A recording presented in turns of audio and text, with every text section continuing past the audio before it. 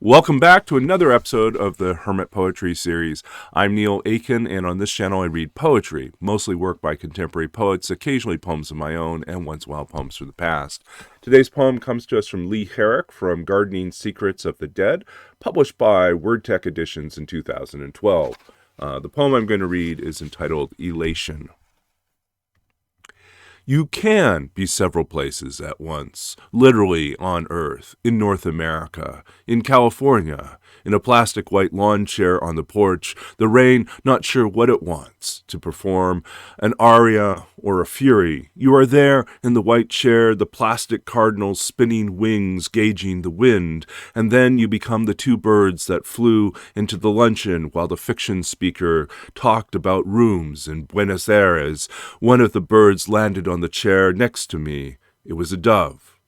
All this, and you imagine what dreams your daughter's nap brings, racing down the sidewalk on her new pink scooter, noticing each fallen leaf, on the lookout for cats.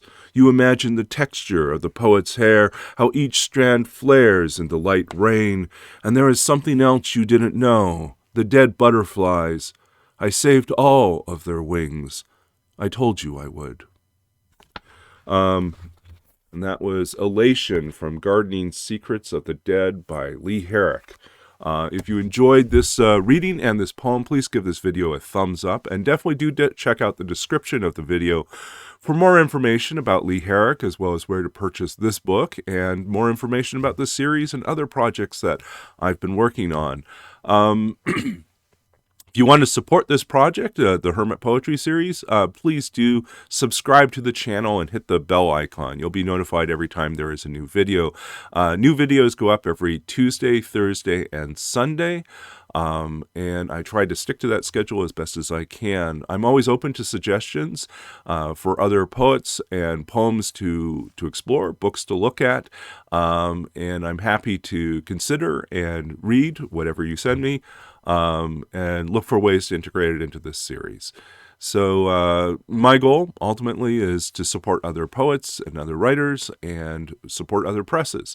And so in this small way, I look to lift and to celebrate the work of other people, and occasionally share some of my own work. And I hope that is helping you in some way connect to a larger world of poetry, discovering or rediscovering great poems, and perhaps finding an entry into other voices that you might not be aware of. Worlds of literature, worlds of imagination that we can step into. So that's about it for us this episode. Wishing you all the very best with whatever you're working on creatively, and good luck in the coming months as we enter fall. For some of you, it's return back to work and school in the academic sphere, or just in general, as aspects of the pandemic seem to be winding down in some places of the world. Other places are re-entering a new stage of vigilance as we try to batten down the hatches and get a hold of things.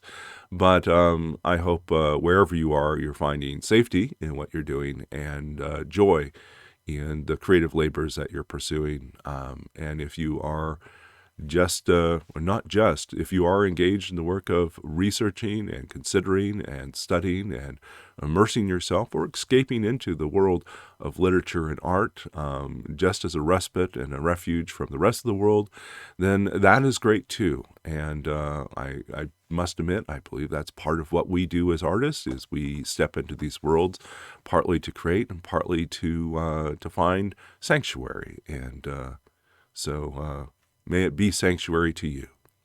All the best on this Sunday, and wishing you all the very, much success in everything else you're working on. Until next time, keep reading, keep writing, keep staying engaged in the world, and building community and bridges wherever you can.